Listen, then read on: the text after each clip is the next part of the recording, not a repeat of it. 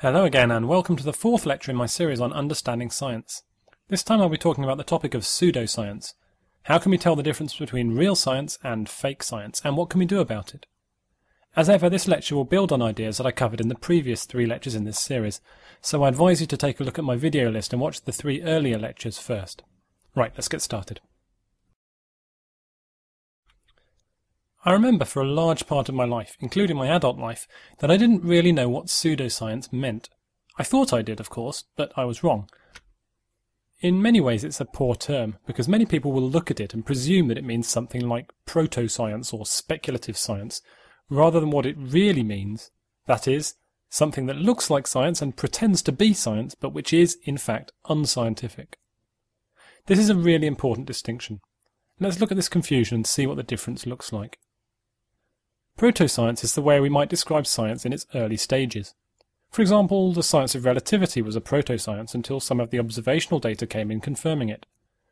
Often proto-sciences have plausible theory associated with them, and might also have some preliminary observations, but nothing really conclusive. Speculative science is a slightly different category, covering those aspects of scientific theories that are still a long way off.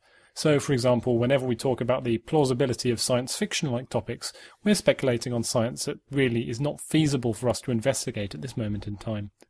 For example, how we might in the future create teleportation devices or build intelligent androids that are indistinguishable from human beings. Pseudoscience is very different. It consists of claims that are not speculative or preliminary, but which are usually downright false. However, they're cloaked in a number of deceptive tricks in order to make them appear plausible or even well supported. Pseudoscience is not always deliberately malicious, though it often is. But sometimes people can just convince themselves of something that is demonstrably false or nonsensical, on scientific terms, and then go out attempting to justify their belief and come up with superficially plausible explanations. But these always fall apart under scrutiny. In the occasions when it's a deliberate act of deception, pseudoscientific theories can be used to con the gullible, the vulnerable, and the scientifically illiterate out of their money. And it happens all the time, from miracle health cures to magic bracelets, magnetic clamps for wine bottles, fad diets, and of course anything ever said by Deepak Chopra. In all of these situations, pseudoscience usually relies on the following tricks. Firstly, it uses scientific language in order to fool the target into thinking that the idea has legitimacy. Secondly, it makes appeals to authority to attempt to show that the idea has support with people you trust. Thirdly, arguments are often made very forcefully, playing on your insecurities and self-doubt which, in comparison with the overwhelming confidence of the pseudoscientists, often seems inadequate, sowing doubt on your convictions. Fourthly, pseudoscience appeals to human intuition, the least reliable source of information we have, but which seems to us to be the most reliable. And finally, the popular media hardly helps, with the excitement with which they announce pseudoscientific claims rarely matched by the timid, barely noticeable retractions that they make when those claims are refuted. These psychological tricks mostly rely on deeply rooted cognitive biases and heuristics that the pseudoscientist uses to manipulate your opinion of their product, either consciously or unconsciously. But fortunately these tricks are easy to learn, to spot and to avoid. One of the best things to learn about science is that it's possible to inoculate your brain against being conned by pseudoscientists, with just a little bit of knowledge. So let's look at these tricks in turn. Unfortunately, scientific literacy is very low across the world, especially in the US and Western Europe, and in defence of the public, science is really hard and it takes a long time to get a level of expertise with it. So a few intelligent-sounding words can easily trick people into assuming that the pseudoscientist really knows what he's talking about. The human brain is an incredibly efficient device, and one of the things it does to be as productive as possible without wasting time and energy is to take shortcuts. Cognitive psychologists call these heuristics.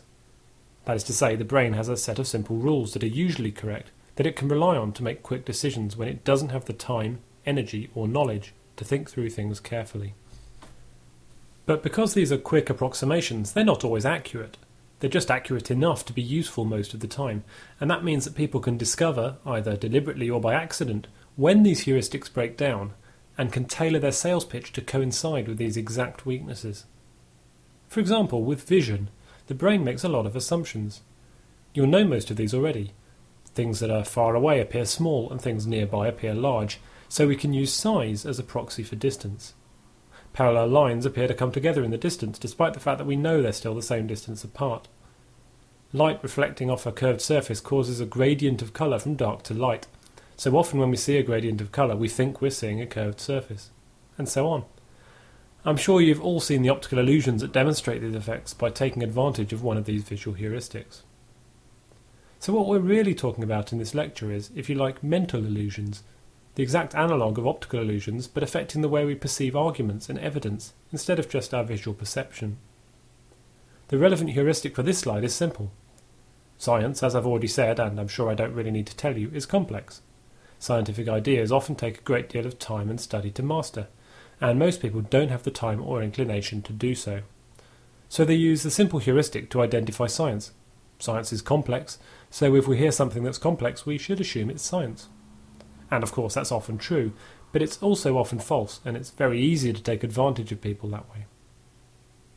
Great examples of this particular trick being used tend to crop up in alternative healing methodologies, especially those deriving from Oriental teachings which often emphasize energy fields and auras, or perhaps even quantum interconnectedness in order to justify their nonsense claims. For example, the well-known power balance bracelet scam. This company takes bracelets that can be manufactured for a few cents each in bulk, claims that they enhance your physical performance, and then sells them for nearly $30 each to gullible athletes. They say that the power balance bracelets consist of performance technology that uses holograms embedded with frequencies that react positively with your body's natural energy field. This might sound impressive to anyone who knows literally no physics, but it doesn't take very much understanding of the universe to realise that this is just meaningless mumbo-jumbo. The body doesn't have an energy field, at least not in the way they're claiming. I have no idea what it means to be embedded with frequencies, and the bracelet itself is little more than just a bit of rubber and hologram.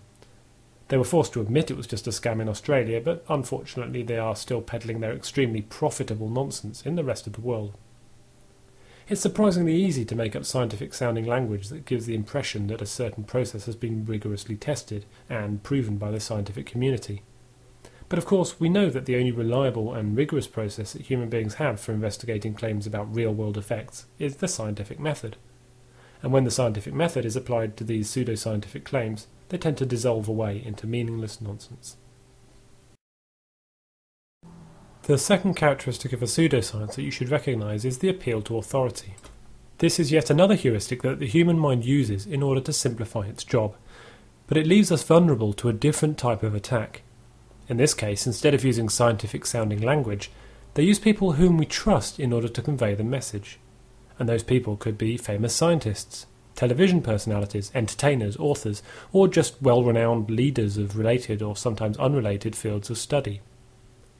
It's worth repeating something that I mentioned in an earlier lecture, and that is that science is not a democracy. And it's not a hierarchy either. Scientific truth does not hinge on how many people claim that a certain point of view is correct. It doesn't matter whether top professors claim one point and a 10-year-old child is the only person opposing them. What matters is whether the facts lie on one side or the other. Of course, all else being equal, it makes sense to go with the explanation that has the most backers and to prefer the opinion of a well-respected professor over an undereducated child. But that's just another heuristic, of course, and as we've seen, heuristics can go wrong. When you use a shortcut to get to the truth, malicious people can use that weakness to manipulate you to do what they want. Power balance bracelets do this again, with their endorsements from famous sports personalities. After all, the implication goes, sports personalities won't lie for money, and they must really know what's going on with their bodies. Surely a professional basketball player isn't susceptible to the same cognitive biases as the rest of us? Well, yes he is. Possibly more so, because there's nothing like success and a huge pile of cash to make you feel way more confident in your own mind and your own abilities than you have any right to be. But there are far more serious examples of this in the medical arena, for example. The exasperating and puzzlingly long-lived anti-vaccine movement is a primary example. The suggestion that vaccines cause some childhood diseases has been thoroughly refuted now many times, not just experimentally but also theoretically and statistically, based on the complete lack of correlation between those disease rates and vaccination rates, or even the contents of vaccines. And the link between vaccination and children not dying of hideous preventable diseases is also extremely well established. However, despite the fact that they are provably wrong, the anti-vaccine protesters are still going strong, at least partly because their movement is supported by a few well-respected celebrities, and at least one doctor, Andrew Wakefield, who, since his now discredited and fraudulent study that pretended to show a link between the measles, mumps, rubella jab and autism, he seems to have taken to the United States to make money instead from the lecture circuit. And after all, if a doctor says it's true, then it must be true, right? There are other examples, of course. The vaccine issue is one of those when we have to look at the weight of evidence, and we can also look at the balance of numbers on the pseudoscientific side of the debate, and those on the side of the actual evidence-based science. Because pretty much every respectable doctor on the planet accepts that vaccines are safe and vital, but that doesn't make it true. However, it's certainly an extremely strong indicator. And as I said above, in the absence of evidence to the contrary, and in fact in the presence of abundant evidence confirming the majority view as it happens, the only rational course of action is to side with the accepted science. What else can we learn here? Well, the most obvious thing to learn is that experts can be wrong. Just because someone is a professor, that doesn't mean that they're correct. It doesn't mean that they're wrong. In fact, it doesn't mean much at all. It's always wise to examine their claims on their own merits, rather than on the basis of the person who told you the claim. Having said that, if certain people can demonstrate their expertise in a subject and their dedication to evidence-based decision-making, then I would be very inclined to take much more at face value from such a person than from any stranger picked at random. A second important point is that evidence doesn't necessarily transfer between disciplines, but confidence often does.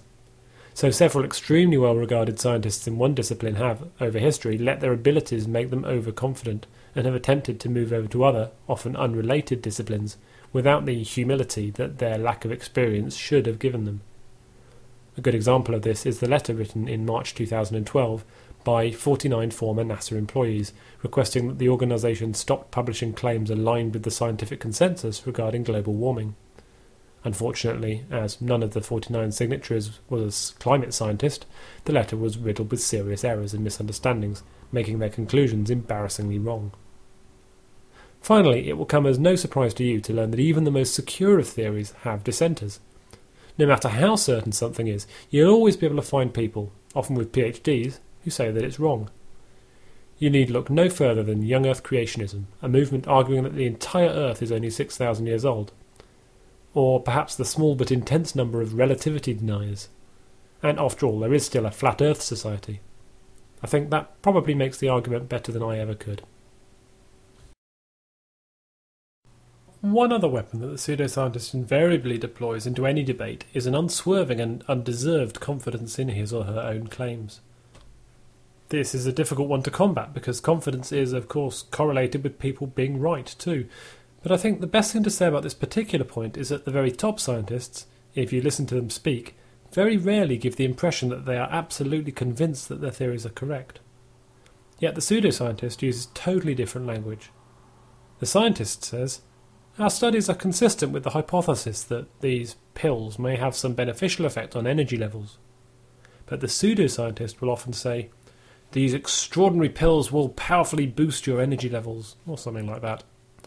The difference is obvious between the scientists, who usually restrain themselves with language reflecting the open possibility that their finding may yet be overturned, compared with the pseudoscientist, who displays way more confidence and usually certainty in their beliefs, which is completely unjustified by the evidence that they're able to muster.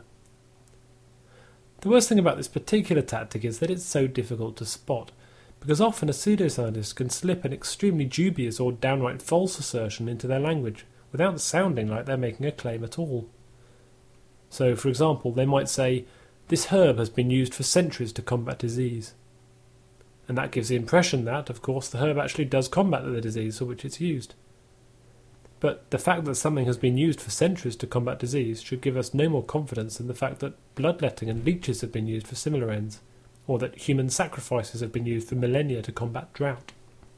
The pseudoscientific literature is, of course, littered with examples of overconfident language. Look up crystal healing in Google, and you'll find pages saying, "How does crystal healing work?" which, of course, cleverly hides into the question the assumption that it does actually work. And once you accept the question, your mind subconsciously accepts the hidden assumptions within it too. From the same site, you'll be pleased to know that a tension headache can be relieved by placing amethyst, amber or turquoise on or around the head, and A common cause of headaches is an imbalance between head energy and the solar plexus chakra. Again, here's some overconfident language saying things that are either false or nonsensical, as if they're unquestionably true. Scientists talk in a very different manner to pseudoscientists. That's not to say that scientists are never confident about anything. There are some things that we have every right to be confident about, such as scientific theories that build up the edifice of scientific knowledge. We can justifiably be confident in them because they have been repeatedly tested and supported by centuries, in some cases, of evidence. What I'm talking about here is really claims that are at best tentative and at worst speculative or complete guesswork.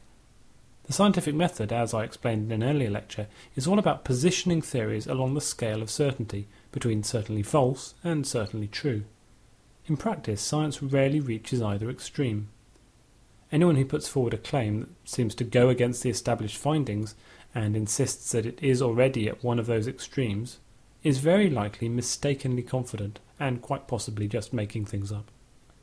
So when you next hear an advert saying with absolute certainty that their product will revolutionise your entire life or cure diseases that science has not managed to reach, well, you should definitely be very sceptical, and you should immediately start asking what evidence they have for their claims. Because after all, science is an empirical discipline, and it's all about the evidence. I've said it before in this lecture series, and I'll say it again. Intuition may seem like the most reliable and obvious of all sources of information, but because of that, it's one of the most dangerous, because it comes without any checks and balances. And this lack of proper verification makes intuition such a common source of error. And what's more, because errors in human intuition are almost always rather predictable, that means that it's very easy for a calculating pseudoscientist to exploit them. I'm going to do a whole lecture on intuition later in the series, but for now let's just look at intuition in a very general sense and see what sort of problems it causes. Intuition is an evolved sense. That is to say, though there are components of intuition that can be learned, the capacity for intuition and the range of scenarios in which it works well are innate, and by and large our intuitions are fairly closely aligned. That is to say, if you pick two humans at random, they will have similar intuitions about similar circumstances. And intuitions are a good thing most of the time. When you meet a new person, it's generally helpful to be able to work out as quickly as possible whether they are nice or nasty, whether they pose a danger to you, whether they are likely to make a good friend or perhaps a partner, whether they are telling the truth or not. All these things are good to know, and intuition is fairly good at helping us to ascertain them. But of course, it's not 100% reliable. After all, you've probably heard the saying, never judge a book by its cover. And I think we've all had experiences where we were too hasty to judge someone on first impressions, and later found out to our cost how wrong we had been. More importantly, intuition tends to fall down most completely when it's applied to unfamiliar environments.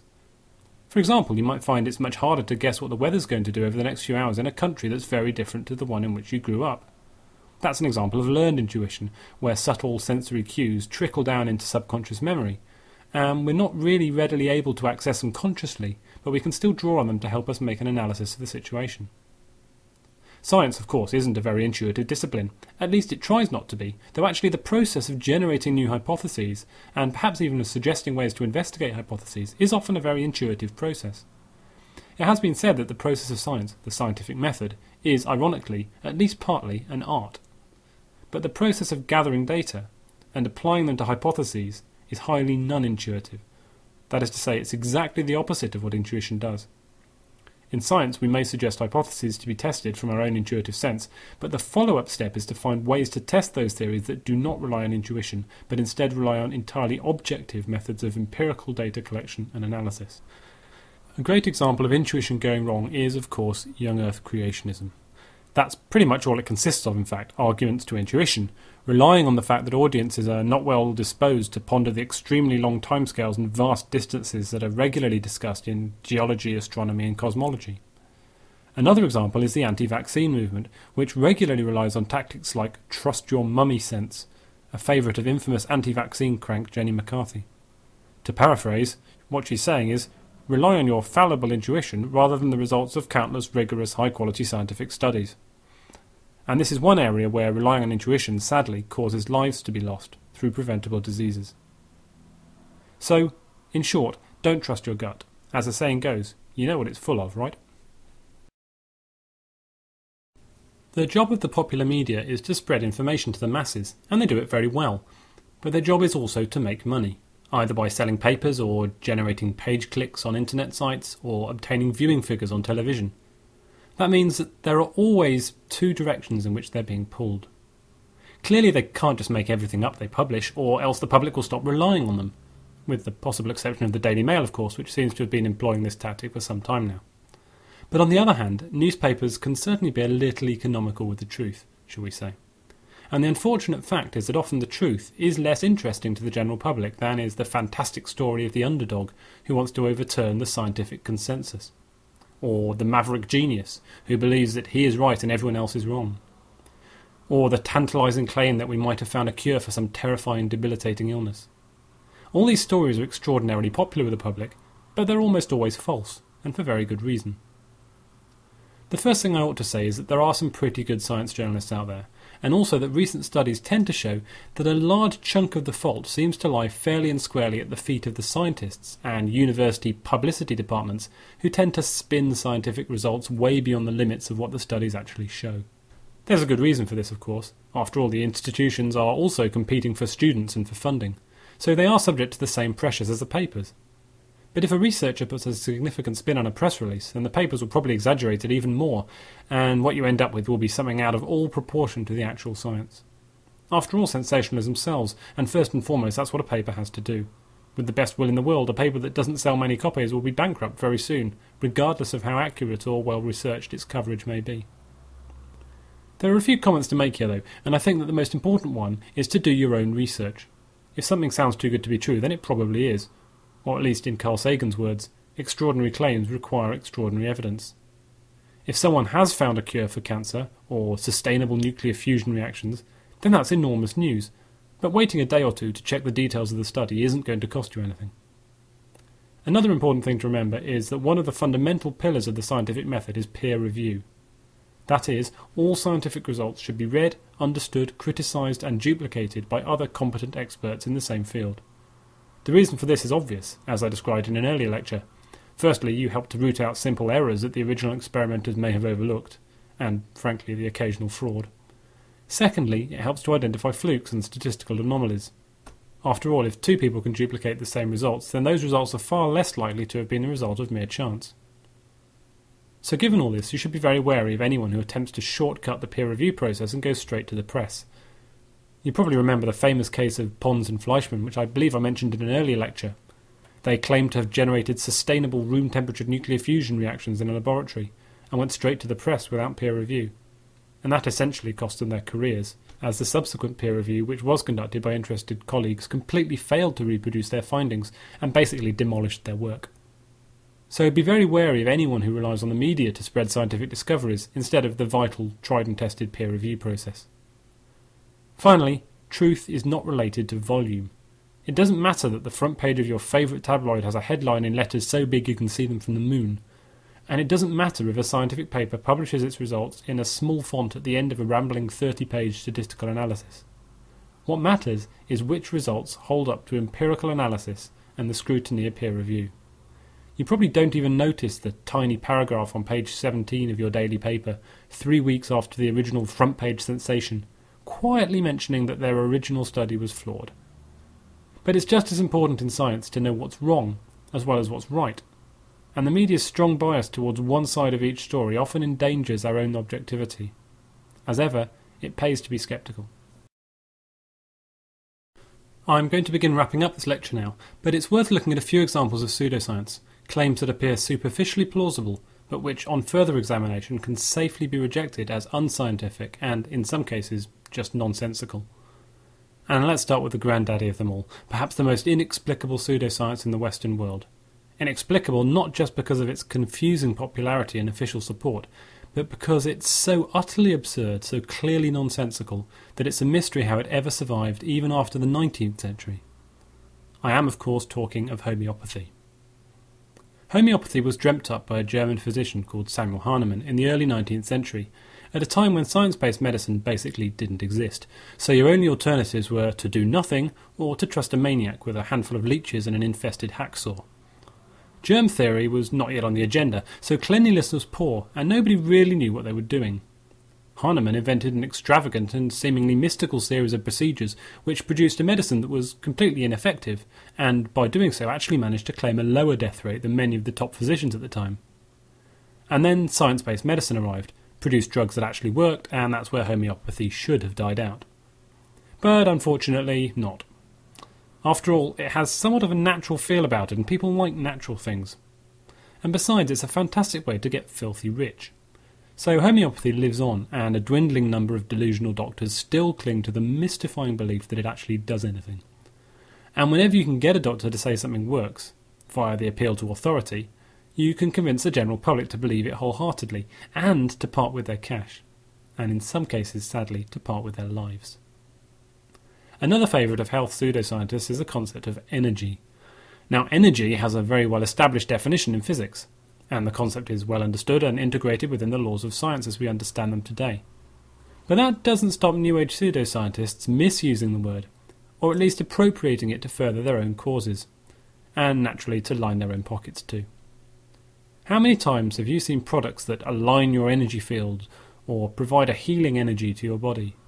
Or my own personal favourite, the so-called energy drinks that are proud to claim that they contain 0 calories. And if you don't see why that's so absurd, and most people don't, then you might want to look at the definition of the calorie. It's a unit of energy. This category demonstrates the appeal to authority. Of course, they pretty much all do, but most importantly, it shows how scientific-sounding language can be used to convince people that you know what you're talking about, even when you don't. Next, we have an even more powerful demonstration of the power of sciencey-sounding language, and that's quantum pseudoscience. Deepak Chopra is of course the grand master of this particular art form, and he's made himself very rich indeed, stringing together sentences formed entirely of words that sound sciencey, in ways that don't really make any sense. And when you get to the concept of quantum physics, then it's a subject that is accessible to such a tiny minority of people on Earth that you can claim pretty much anything, and it's difficult for anyone to prove you wrong. And it doesn't help that the actual results of quantum theory are so bizarre that they already sound crazy, so it's often difficult to tell the difference. But the main difference is, of course, that the real science is backed up by solid theory and rigorous experimental results, all painstakingly peer-reviewed. The pseudosciences aren't. Finally, there are the ever-present health fads. You know the ones. The new diet that all the stars are apparently doing. The new magic superfood that will protect you against all manner of ills. The vitamin pill that can protect against cancer.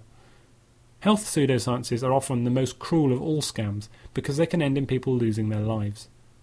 At the very least, they offer false hope to the vulnerable and separate people from money they can often not afford to lose. But there's really no hard and fast rule about these things. Again, if it sounds too good to be true, then make sure you investigate it very thoroughly. Listen to the advice of the major scientific bodies, whose massed expertise pretty much represents the best knowledge that we can present as the human race concerning any issue. To lose weight, for example, the unchanging advice of the majority of doctors is simply to eat healthily, restrict your calorific intake, and get plenty of exercise.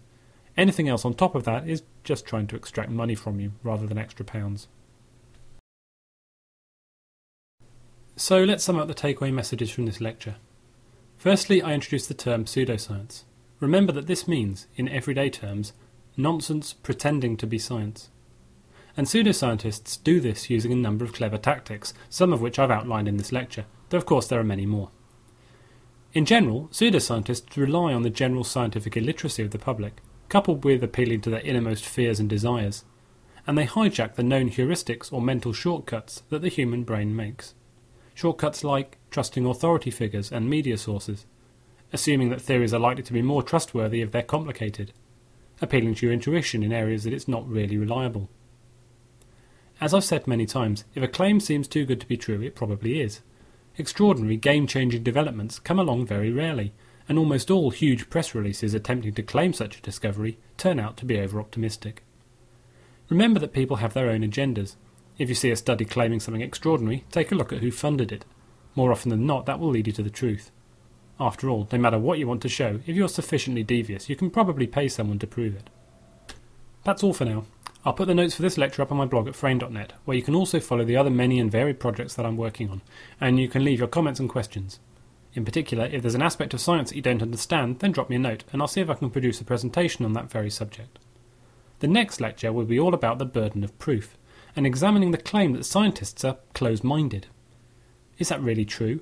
Or is it an unreasonable accusation levelled by those with an agenda to push? Apologies for the delay for this lecture. I promise the next ones will come along a bit more quickly. Thanks very much for listening, and I'll see you next time.